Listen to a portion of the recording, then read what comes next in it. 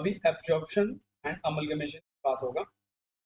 Absorption के concept में क्या होगा, एक कंपनी एक दूसरे कंपनीज को एक्वायर कर लेगा, तो सामने वाले कंपनी का एग्जिस्टेंस खत्म, एक्वायरर कंपनी का एग्जिस्टेंस कंटिन्यू रहेगा। Absorption, amalgamation and external reconstruction where the vendor means seller company cease to exist are treated based on 103 and 103 appendix C, मतलब जहां पर सारा डिटेल्स है। और absorption, amalgamation and external reconstruction, no consideration set of accounts is required even for companies complying with Ind AS. The acquirer company means purchaser will account for the transaction following Index 103 and 103 in Appendix C for preparing individual standalone financial statement. Standalone मतलब अलग-अलग. Standalone means अलग-अलग, separate books of account. Now let us see how the event like absorption, amalgamation and external reconstruction are treated under 103 with the help of illustration. One by one illustration है। पहला part है on 31 मार्च 2020 और 25 whatever, A Limited absorb B Limited. A Limited absorb the B Limited, issuing 60,000 equity share of 10 each that were trading at 25 per share. The book value of B's net asset is this: equity share capital 5 lakh and other equity 7 lakh. The fair value of net asset of B was assets at 13 lakh. तो देखो इधर अभी बोला है so the journal entries complying Ind AS, तो हमें in the books of A entry करना पड़ेगा, in the books of B करना पड़ेगा। A is the acquirer, is the acquiree. इस कंपनी को कितना परचेज कंसिडरेशन मिल रहा है? 60,000 शेयर्स, एक एक शेयर का औकात है 25। कितना है? 25 नहीं नहीं 25 आएगा क्या? कंफर्म हो? 60 है ना जी, 60 है तो 15 लाख। नेट एसेट का औकात कितना है?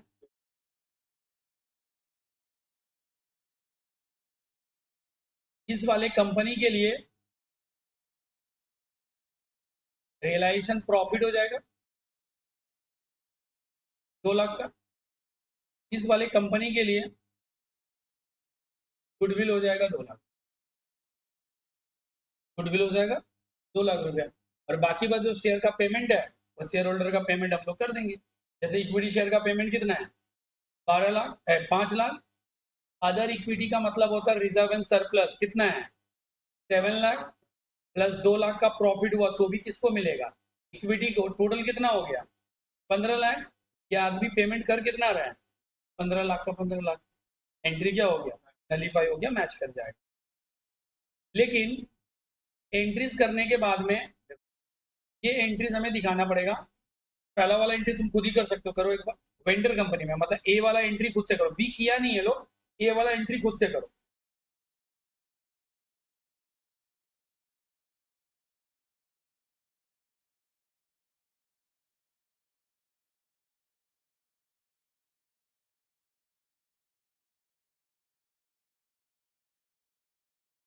क्योंकि हमारे पास नेट एसेट है, लाइबिलिटी नहीं है, वो याद रखना।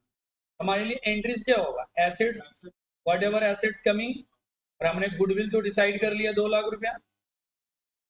नेट एसेट कितना है? 13 था ना। गुडविल 2 लाख। नीचे लिखेंगे कंसिडरेशन, कंसिडरेशन आ जाएगा 15 लाख। कंसिडरेशन 15 लाख। दूसरा चीज, या फिर इसी को हम लोग क्या बोलते हैं? लिक्विडेटर ऑफ वेंडर वहां बोलते थे, यहाँ वो नहीं लिखकर सीधा कंसिडरेशन। क्योंकि इंडेस में लिक्विडेटर ऑफ वेंडर को फिर से दिखाने की जरूरत नहीं है, डायरेक्टली कर सकते हैं ऐसा एंट्री। और दूसरा क्या होगा? कंसिडरेशन डेबिट टू क्या देंगे? इक्विटी शेयर कैपिटल टू क्या लिखेंगे? Securities premium. कितना शेयर दिए हैं वैसे? 60,000। एक एक शेयर का औकात कितना है? 10। सिक्योरिटीज प्रीमियम का औकात कितना आ जाएगा? 15 ना। 25 में 10 गया तो ये आ जाएगा 9 लाख। टोटल कितना देना चाहिए? 15 लाख। वहां इसे लिखते थे लिक्विडेटर और वेंडर, यहाँ लिखेंगे कंसिडरेशन। सेम एंट्री, वही जो वहां की हो वही एंट्री। इलस्ट्रेशन नंबर डाल सकते हो, इलस्ट्रेशन नंबर 6, इलस्ट्रेशन नंबर 6 डाल देंगे।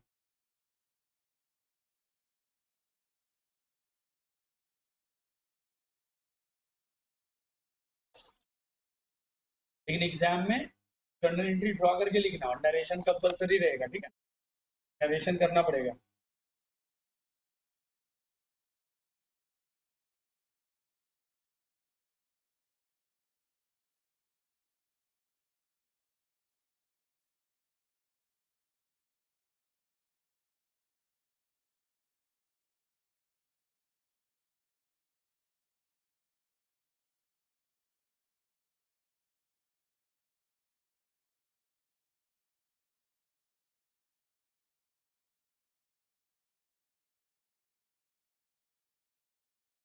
अच्छा, अगर मान लो ये अमलगमेशन होता तो हम उसका लाइबिलिटी, मतलब अगर अमलगमेशन होता तो हम लोग क्या करते? उसका शेयर भी लेते, उसका क्या लेते?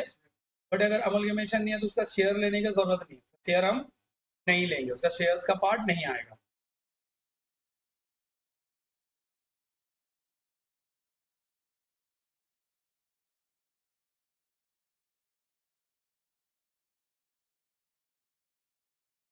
अगर इसी एंट्रीज में तो थोड़ा चेंज करें,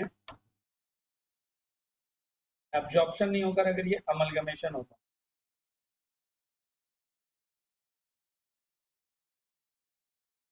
तो हमारे पास अदर इक्विटी का फिगर कितना है?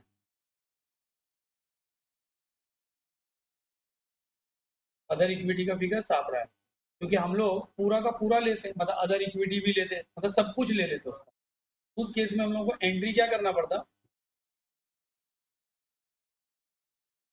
तो हमारे पास जितना एक्सेस प्राइस होता, हमें पता है ना, excess share purchase consideration 15 lakh दे रहा है, और शेयर कैपिटल कितना है? शेयर कैपिटल 5 लाख, है ना। फिर 10 लाख रुपया में क्या करना होता है? एडजस्ट, किसके साथ एडजस्ट करते? कि अदर इक्विटी के साथ एडजस्ट हो जाता, तो भी हमारे पास और कितना बचा रहता? 3 लाख। फिर उसके उसके वाले इक्विटी से करते, मर्जर मेथड में उसके वाले इक्विटी पे। ऐसा ही देखो, अगला अमलगमेशन रिलेटेड आइटम रहेगा, ये रहा अमलगमेशन।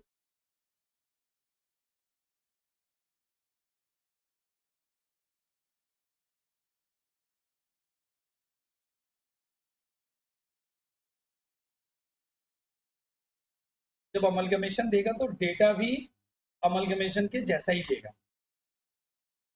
तब वो डेटा मैच करेगा।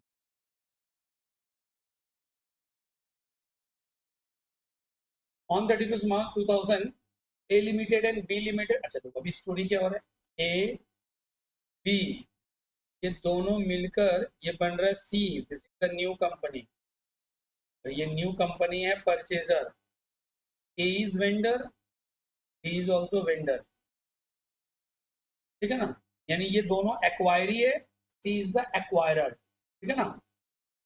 अभी क्या हो रहा है, control of the business lying with the same parties as before, and C Limited issue 80,000 equity share to A, 75,000 equity share to B। Purchase consideration क्या आएगा? Purchase consideration लिखेंगे share to A, share to A 10 रुपए करके है क्या? 80,000 into 10, 8 lakh. 1 रुपया ना 10 रुपया, कुछ नहीं बोला है तो 10 रुपये ही लेंगे, ऐसे शेयर का प्राइस कहीं 10 है, 10 ही मान लेते हैं। Share, share to B, share to B 7 lakh 50, total कितने का शेयर दे दिया? टोटल परचेज कंसिडरेशन कितना हो गया?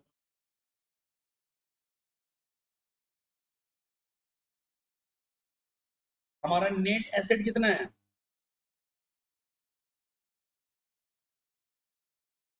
The book value of A's net asset 12 lakh, और net asset value of B कहाँ दिया? The book value of B 10 lakh. नीचे लिखेंगे net assets of A, net assets of B. Net assets of A कितना देखे थे? 12 लाख। नेट एसेट्स तब दो, टोटल कितना हो गया? 22 लाख। अभी बताओ तुमको, तुम दे ज्यादा रहे हो, के बदले में शेयर तुमको कम मिल रहा है, उसे हम लोग क्या बोलेंगे? गुडविल। 22 लाख माइनस 15,50,000 कितना आएगा?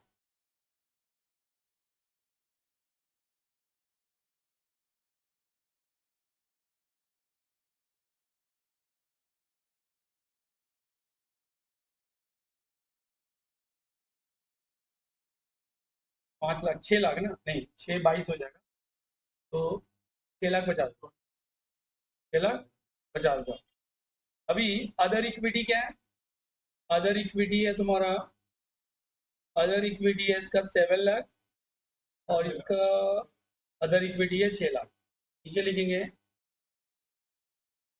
Other equity of A, other equity of B, ये हमारे लिए है 7 लाख और ये है 6 लाख, टोटल हो जाएगा 13 लाख।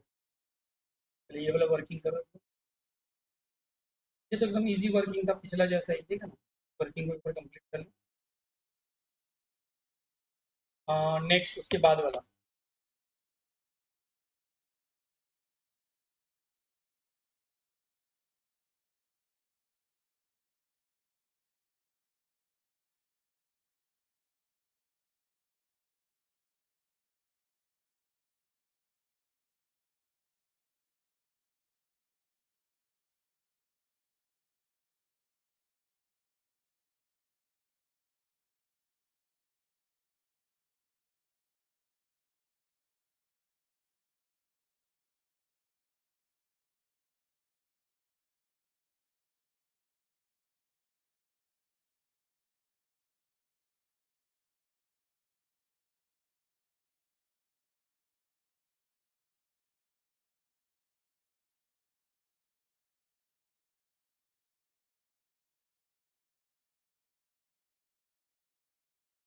गलत लिख दिया। तो हमारा नेट एसेट है, नेट एसेट है, ये तो गुडविल गलत आ रहा है ना। हम लोग को क्या करना चाहिए था, ये जो गुडविल यहाँ नहीं लिखना चाहिए। क्यों? देखो, क्योंकि अगर इंटरेस्ट ऑफ पूलिंग मेथड होता है, जब अमलगमेशन इन मर्जर होता है, तो ये वाला जो पार्ट है अदर इक्विटी को यहाँ लिखना चाहिए। ये मेरे लिए हो जाएगा टोटल अदर इक्विटी। अब इधर समझो, हम लोग नेट एसेट कैसे निकालते हैं? नेट एसेट निकालने का फंडा क्या है? नेट एसेट निकालने का फंडा है कि total asset minus liability. Under amalgamation method we also take the reserve and surplus of transferor company, vendor company. तो बेटा वो तो लाइबिलिटी से माइनस होना चाहिए। तो भले हमको 22 लाख का एसेट मिला, लेकिन 13 लाख का तो हम उसका लाइबिलिटी भी ले रहे हैं। यहां पर हो जाएगा नेट अमाउंट 22 लाख में 13 लाख माइनस कर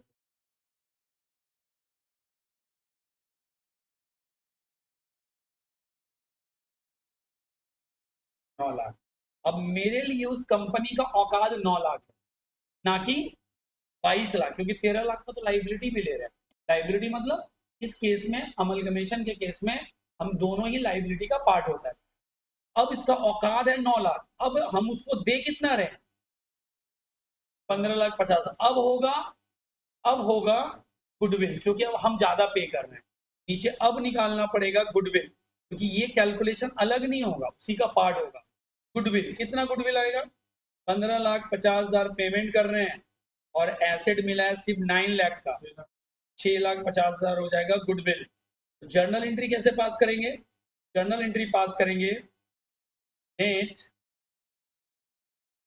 assets of A, net assets of B, किया जाएगा गुडविल आ जाएगा टू कंसिडरेशन, वहां परचेज कंसिडरेशन लिखते थे, यहाँ सिर्फ कंसिडरेशन टू अदर इक्विटी। तो क्या लिखेंगे? Other equity. एसेट ए का कितना है? 12 लाख। एसेट बी का कितना है? 10 लाख। गुडविल कितना है? 6,50,000। कंसिडरेशन कितना है? 15,50,000। अदर इक्विटी कितना है? 13 लाख। देखो डेबिट इक्वल टू क्रेडिट आ रहा है कि नहीं चेक करो।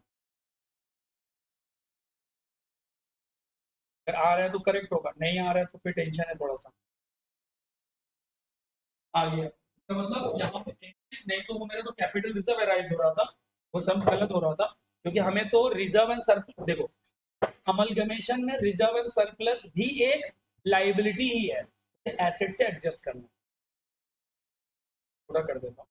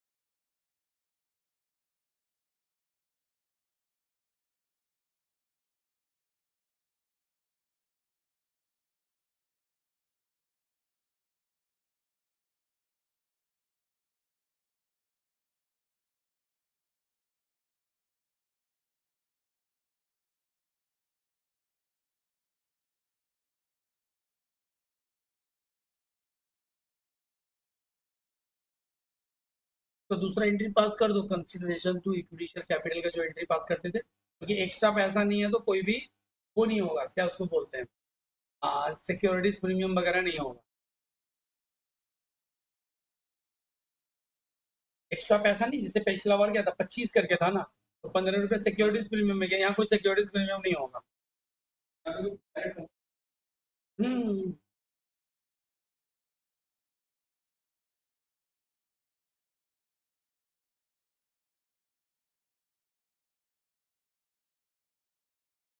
तो इसका सोल्यूशन दिखाते हैं।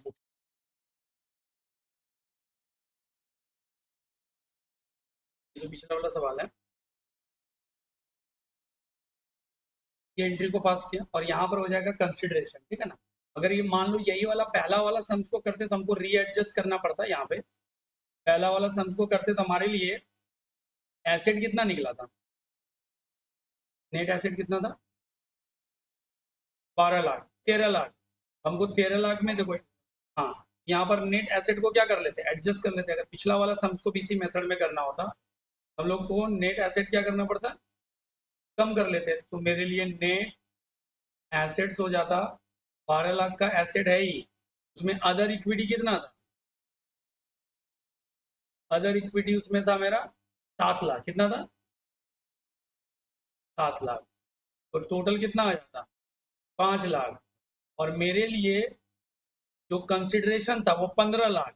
मेरे लिए गुडविल हो जाता 15 लाख माइनस 5 लाख, 10 लाख का गुडविल आ जाता, समझा। अगर हम अमलगमेशन मेथड करते और अगर एब्जॉर्प्शन करेंगे तो गुडविल कितना आया था? 2 लाख। ठीक है, ये दोनों कंडीशन समझ में आया। एक ही सवाल को दोनों तरीके से समझ सकते हैं। ये हो जाने के बाद इसके बाद हम लोग अगला क्वेश्चन भी ले सकते हैं एक्सटर्नली। ये खुद से एक बार ट्राई करो। अच्छा, एक चीज और, ये जो ऊपर हम लोग किए, पहला कंपनी जो खरीदा वो भी तो एक्सटर्नली है, वो कौन सा इंटरनल है? एब्जॉर्प्शन भी जो है वो क्या है, एक्सटर्नली तो हो रहा है। जो अमलगमेशन हो रहा है वो भी तो एक फॉर्म ऑफ क्या है, एक तरह का फॉर्म ऑफ एक्सटर्नल ही है। अभी एक्सटर्नल को पढ़ो, इसमें देखो क्या बोल रहा है, अकॉर्डिंगली जर्नल एंट्री पास करने की।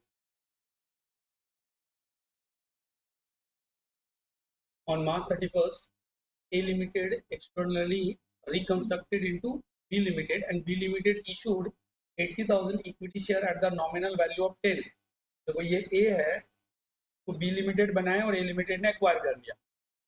Book value asset of net asset A limited का कितना है 12 लाख, और हम उसको दे कितना रहे हैं 80,000 शेयर, तो 8 लाख। नहीं तो पीसी तुम तो 4 ही लाख दे रहे हो ना। और the fair value of net asset कितना है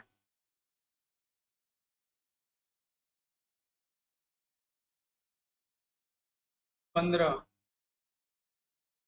एक्सटर्नल कंस्ट्रक्शन में इसमें गुडविल नहीं होना चाहिए, हम तो कम एसेट्स दे रहे हैं ना। कौन किसको एक्वायर किया वो देखे।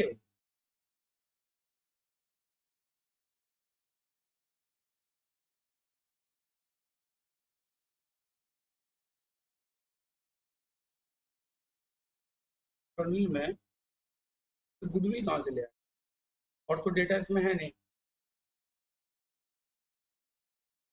हम ज़्यादा दूर है का डेटा, अपने मर्जी से कोई भी डेटा ले लिया।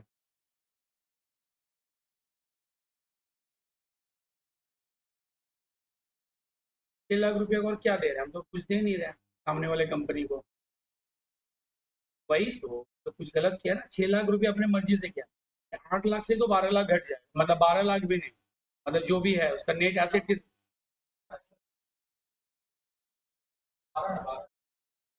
तो गलत किया ना। 6 लाख कहीं, हमको और भी होना चाहिए ना, और भी कुछ दे रहे हैं, या तो प्रीमियम होना चाहिए ना, कुछ और होना चाहिए। सवाल में एरर है। हाँ रिजर्व हो जाएगा, इसमें रिजर्व गुडविल नहीं आएगा, इसमें रिजर्व आ जाएगा।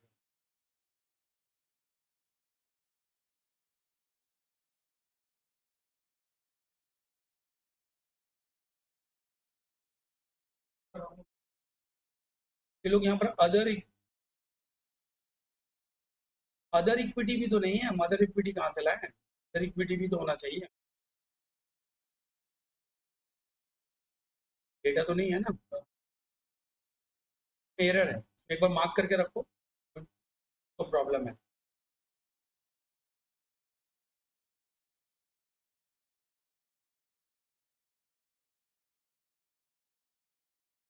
एक छोटा सा थ्योरेटिकल पार्ट है, इसको करते हैं फिर आगे चलेंगे।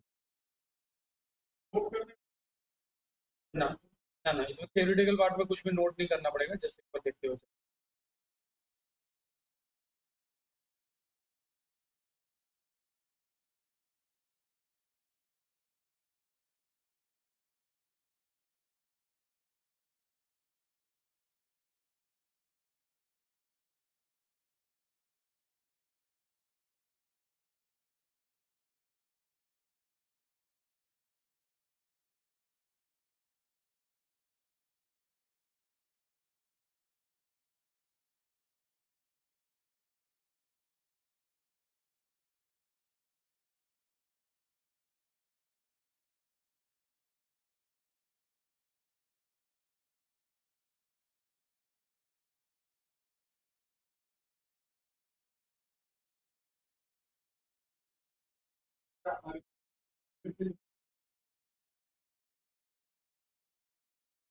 अभी तो शायद बहुत कम होता, लेकिन पहले क्रॉस कनेक्शन भी हो जाता था।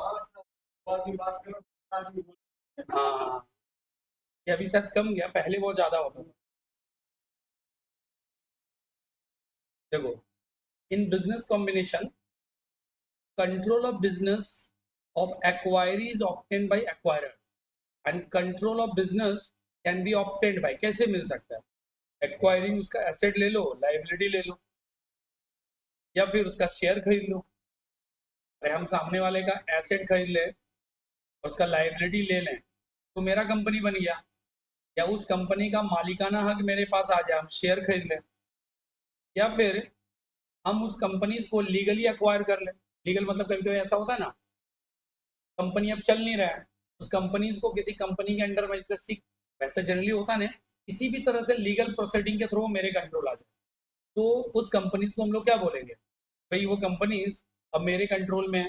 आइदर हम एसेट लाइबिलिटी खरीद लें, शेयर में इन्वेस्ट करें, या लीगली हम उसे एक्वायर कर सकते हैं। And entity shall account for each business combination by applying the acquisition method similar to purchase method, जो कि हमारा AS 14 भी बोलता है। AS बोल रहा है but it does not include business combination under common control which is accounted under the pooling of interest method under the appendix C of इंडेस।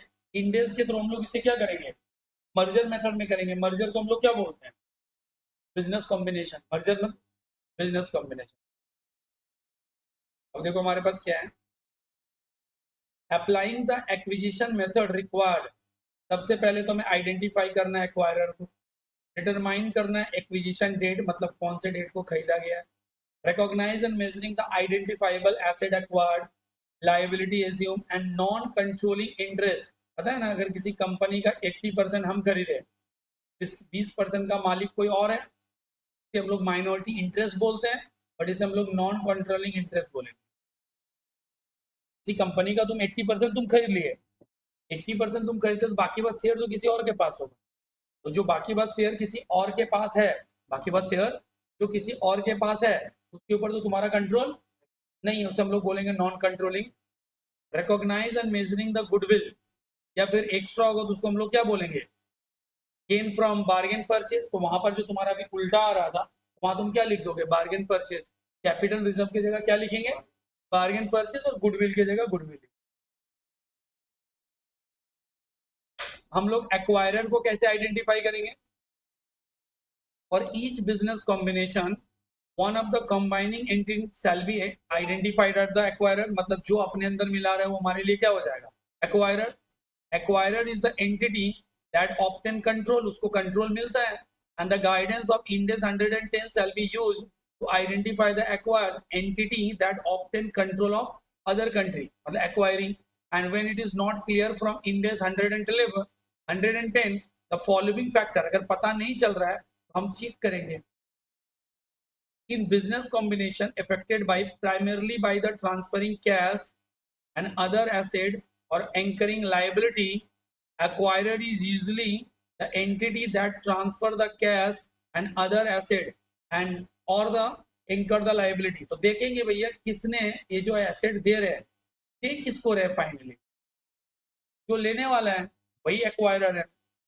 और in the business combination affected by primarily by exchanging equity interest, acquirer is usually the entity that issue the equity interest। अगर मान लो इसने share दे रहा है, जो share issue कर रहा है वो कंपनी हो, जो शेयर इशू कर रहा है वो कंपनी।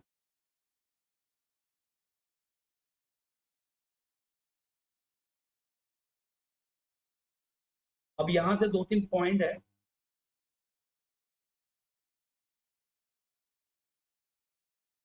5 पॉइंट है, जस्ट इस 5 पॉइंट्स को एक बार देखना।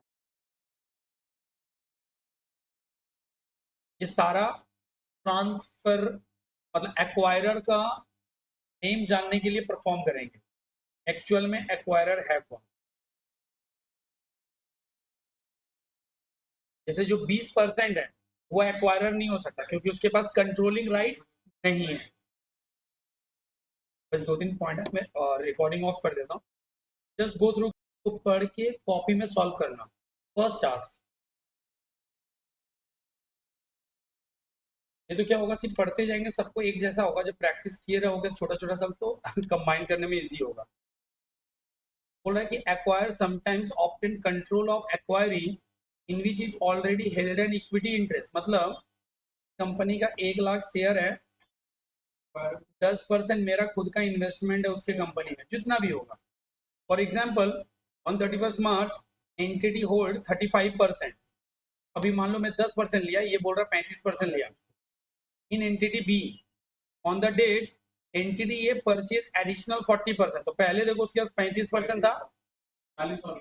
जैसे 40 खरीदा तो कितना हो गया, का कंट्रोल मेरे पास आ गया कि नहीं। And which gives in control entity B, अब बी मेरे कंट्रोल में आ गया। Thus in the business combination achieved in the stage और स्टेप एक्विजिशन, यहाँ देखो मेरा बिजनेस कॉम्बिनेशन नहीं हुआ था, जब हम अगला 40% खरीदे तो मेरा बिजनेस क्या हो गया, मतलब कॉम्बिनेशन के कैटेगरी में फॉल करेगा। In a business combination achieve in a stage, stage मतलब एक बार में नहीं हो पाया, दूसरा तीसरा मतलब 1 by 1 थोड़ा थोड़ा करके एक्वायर किए। अगला बोला था acquirer shall he measured its previously held equity share in the acquiry at the acquisition date, fair value and recognize the resulting gain or loss. If in the profit or loss or the other comprehensive income, अब मैं बताता हूं क्या होता है, पहले सवाल में बाद में जाना। इसका 1 लाख शेयर है, मेरे बात समझना अच्छे से। हाँ, कंपनी का औकात 10 लाख है, कंपनी का औकात। इस दिन हम 35% खरीदे और एग्जाम्पल लेते हैं 3.5 लाख में खरीदे। कितने में खरीदे? बाद में हम इसका 40% खरीद रहे हैं और इस 40% के लिए मुझे 5 लाख देना पड़ा। कुछ भी शेयर का वैल्यू बढ़ गया, 5 लाख देना पड़ा। अब क्योंकि 40% के लिए 5 लाख दिए, अगर हम यही स्टोरी रखें कि 5 लाख मिला 40% के लिए, तो 35% के लिए कितना होना चाहिए?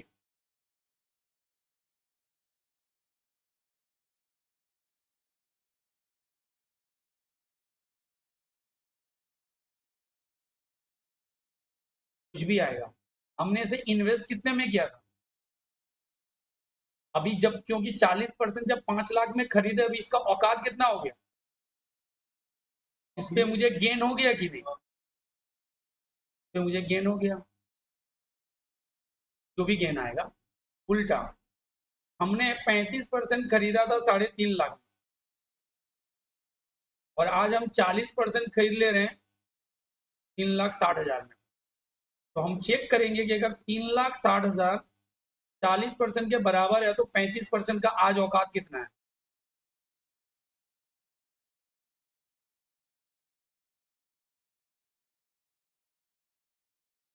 तीन लाख आज इसका औकात 3 लाख। हाँ वही तो, इसका मतलब इस पे मेरा वैल्यू आज कम चुका है। यहाँ पर हो जाएगा लॉस ऑन एक्विजिशन, कितना जो भी 3,15,000 तो 35,000। यही इसमें बता रहा है कि जब पिछला एक्विजिशन है, जब हम अगला एक्विजिशन करेंगे, पिछला एक्विजिशन को रीस्टेट कर लेंगे, रीएडजस्ट कर लेंगे, और फिर चेक कर लेंगे फायदा हुआ ना नुकसान हुआ।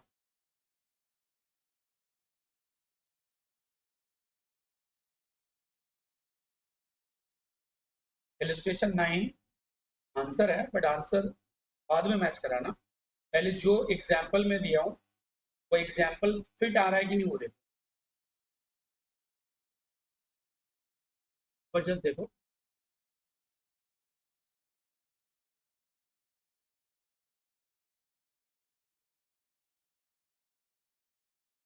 टोटल देखें एक बार, ऐसे समझने की कोशिश करते हैं। 75% ले लिए, मेरे पास आ गया कितने का? 90,000 का औकात मेरे पास है, 90,000 का आ गया। उसके लिए मुझे करना कितना पड़ा?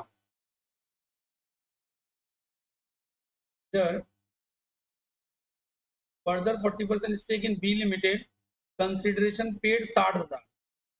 इसके लिए मुझे 60,000 देना पड़ रहा है, प्लस पिछला वाला जो कंपनी है उसका औकात आज कितना हो चुका है? 45। टोटल कितना हो गया? 1 लाख। तो मेरे लिए नहीं है, अगर 1,05,000 अगर हम लोग इससे करते हैं, मैच करा पाएंगे?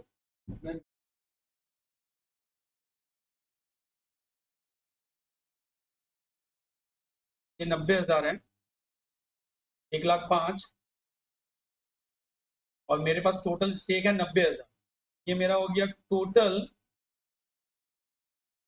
कंसिडरेशन। मेरे लिए कंसिडरेशन यही ले, 1,05,000 का स्टेक आया, उसके लिए मेरा औकात का एसेट कितना मिल रहा है? 90,000।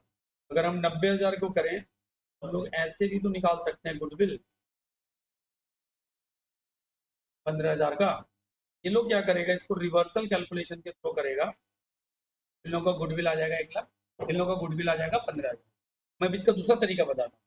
ये तरीका में हम क्या कर रहे हैं, मैं ये कर रहा हूँ कि मेरे पॉकेट से कितना गया, मतलब 75% करने के लिए 75% तो मैं लिया, इसलिए मैं कुर्बानी कितना दे रहा हूँ। अभी तुरंत मैं 60,000 तो आज पे कर ही रहा हूँ, इस पे तो कोई दो मत है नहीं। प्लस जो पुराना वाला इन्वेस्टमेंट है, नहीं पुराना वाला इन्वेस्टमेंट है, भले वो इन्वेस्टमेंट को मैंने 35 में खरीदा है, बट मेरे लिए तो उसका औकात आज 45 हो गया, क्योंकि 7 तब फायदा हो चुका था, तो मेरे लिए औकात बढ़ गया। यानी मतलब एक्विजिशन करने के लिए मैं तो अपना 45,000 का कुर्बानी दे रहा हूँ, मतलब जिसको हम लोग अपॉर्चुनिटी लॉस बोलते हैं। मतलब वो इन्वेस्टमेंट में दे रहा हूँ तो उसका औकात कितना है, 45, तभी ना मेरे को 75% मिलेगा। तो एक तरह से हम 60,000 और 45, हम 1,05,000 कंपनी को दे रहे हैं, 1,05,000 कंपनी को दे रहे हैं। और बदले में कंपनी से हमको क्या मिल रहा है, जितना उसका एसेट है उसका 75% का औकात, उसका 75% का औकात है 90,000। तो डिफरेंस हमारे लिए क्या हो गया, गुडविल हो गया। डिफरेंस हमारे लिए क्या हो जाएगा, गुडविल। इसका दूसरा तरीका बताता हूं। दूसरा, ये ज्यादा करते तभी तो गुडविल होता है, गुडविल तभी तो गुडविल होता है। अगर कम पे करते तो बार्गेन गेन होता ना। अभी दूसरा तरीका समझो, मेरा इधर इधर देखो, हमने क्या क्या चीज अपने सर पे उठा लिया है, पहले वो देखो। हमने ये उठाया कि 60,000 उसको दिए, 75% का मालिक मैं हूं, तो 25% कोई एक्सटर्नल बंदा है कि नहीं। तो वो 25% वाला आएगा और 1,20,000 में अपना शेयर मांगेगा, तो मुझे उसको दे देना पड़ेगा 30,000 की भैया आ जाओ, नॉन कंट्रोलिंग इंटरेस्ट वाले। ये मेरा खुद का कंसिडरेशन मेरे पॉकेट से चला गया, प्लस उस कंपनी का 35% शेयर मैं खुद होल्ड करता हूं, जिसका आज का मार्केट प्राइस 45,000 हो गया। तो यानी अगर मैं खुद को, वो भी ये समझूं कि वो 45% अगर मैं नहीं खरीदे रहते तो कोई राम श्याम मोहन खरीदा रहता, तो मुझे 75% एक्विजिशन लेने के लिए उसे मनाना पड़ता ना, अरे भाई तुम अपना 35% हमको दे दे। तो आज वो मेरे से कितना डिमांड कर लेता, बोलता मार्केट में 45,000 में बिक रहा, आप देंगे क्या। तो 45,000 मेरा जो ऑलरेडी इन्वेस्टेड अमाउंट है, ऑलरेडी मैं इन्वेस्ट करके रखा हूं। तो मेरे पॉकेट से क्या गया, 60, 45 प्लस सामने वाले का जो लाइबिलिटी है वो तो मेरा ही लाइबिलिटी है, सामने वाले का लाइबिलिटी भी मेरा ही लाइबिलिटी है। तो मेरे माथे टोटल कितना फंस गया, 1,35,000। मैंने 1,35,000 लेने से पूरा कंपनी पे मालिकाना हक अब मेरा है ना, और पूरे कंपनी का औकात सिर्फ 1,20,000 है। तो यहां पर भी कितना आ जाएगा, 15,000 का गुडविल आ जाएगा। तो you have the two options. वहां तक पहुंचने के लिए सोचने का तरीका थोड़ा बदलना पड़ेगा, कि अगर पूरा कंट्रोल लेना चाहते हैं, जो नॉन कंट्रोल पार्टीज है वो उसका लाइबिलिटी भी मेरा, उसका दायित्व मेरा ही दायित्व बन जाता है। ठीक है, चलो इसको देखो एक बार। इसके लिए थोड़ा घर में टाइम दे दे के आएगा ना, हो जाएगा आराम से। मतलब बस एक बार अब देखो क्या होगा, तुम एक सॉल्यूशन देखता, अभी तुम्हारे पास दोनों है, तो तुम इसको कंपेयर कर सकते हो कि दोनों मेथड में, तो दोनों मेथड से जब सोच लोगे ना कि हो क्या रहा है, तो सवाल में बैठा देंगे ना कोई भी फिगर, नाम, कंसिडरेशन वगैरह, लेकिन तुम्हारा कैलकुलेशन एरर नहीं होगा, मतलब कोई तुमको फॉर्मूला याद फिर नहीं रखना।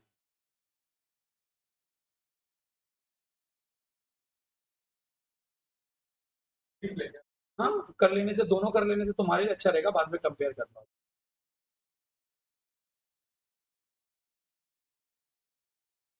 ये है 9।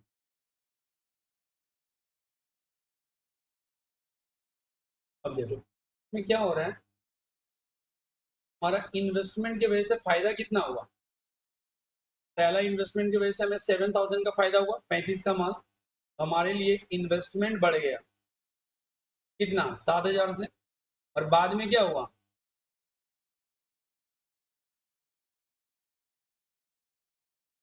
इनकम बढ़ गया ना, फिर से वो 42 का माल कितना हो गया। हाँ, तो हम लोग लिख सकते हैं अदर इनकम 3,000, टोटल हम लोग पीएल में कितना भेजते हैं, 10,000। अभी क्योंकि सामने वाले को जब हम एक्वायर करेंगे तो सामने वाली कंपनी का एसेट कितना मिलेगा, 1,20,000 में गुडविल कितना जनरेट हुआ है, 15,000। इसके लिए हम पेमेंट कितना किए हैं, 60,000। के लिए मेरा प्रीवियस इन्वेस्टमेंट कितना था, 45,000। प्लस मेरे पास non current interest, non controlling interest कितना है 30,000। देखो डेबिट इक्वल्स टू क्रेडिट और 1 2 ये पास कर दो, ठीक है। इलस्ट्रेशन नंबर 9 तक एक बार कंप्लीट करना इसको।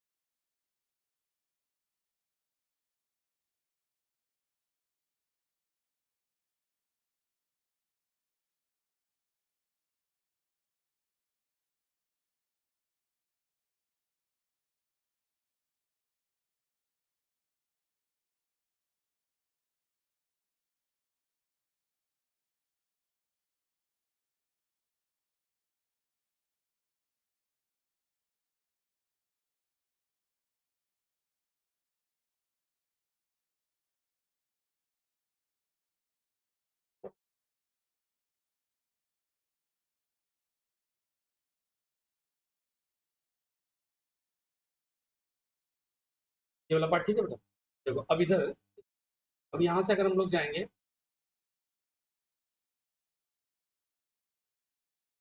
अब ये वाला पार्ट एक गया, अप टू इलस्ट्रेशन नंबर 9 तक एक बार देख के आइएगा। अब उसके बाद में रिवर्स एक्विजिशन है, मतलब एक दूसरे का खरीदा हुआ रहेगा, एंड देन अपने लोग लिखेंगे सामने वाले का नॉन कंट्रोलिंग इंटरेस्ट, मतलब गुडविल, मतलब एक तरह से होल्डिंग कंपनी भी इनडायरेक्टली डायरेक्टली इन्वॉल्व हो जाता है। फिर हम लोग वन बाय वन अगला स्टेप चलते हैं, बहुत सारा पार्ट है, थोड़ा थोड़ा करके पार्ट करते हैं। हम ट्राई करेंगे ना इवनिंग तक ही अगले क्लास को इन्फॉर्म कर देने के लिए, ताकि तुम अगले दिन स्मूथली आ पाएगा। वैसे अगर रात में जगा रहा था तो कोई दिक्कत नहीं है, पता चल ही जाएगा, बट अगर इन केस मिस होता है तो, और नहीं होगा तो कभी हम रिंग कर देंगे, मान के चलो एक बार मैसेज करके, अगर लेट नाइट हो रहा है तो रिंग कर देंगे, नहीं तो फिर इवनिंग में रहा तो जस्ट मैसेज देख के तब आ जाए। हाँ ठीक है, तब तो मेरे लिए ईजी है।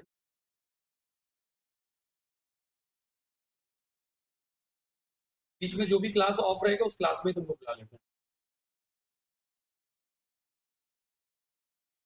लेकिन घर पे थोड़ा टाइम दे के आना। ये वाला पार्ट ही हम लोग को थोड़ा लेंथी पड़ेगा, उसके बाद फिर धीरे हो जाएगा।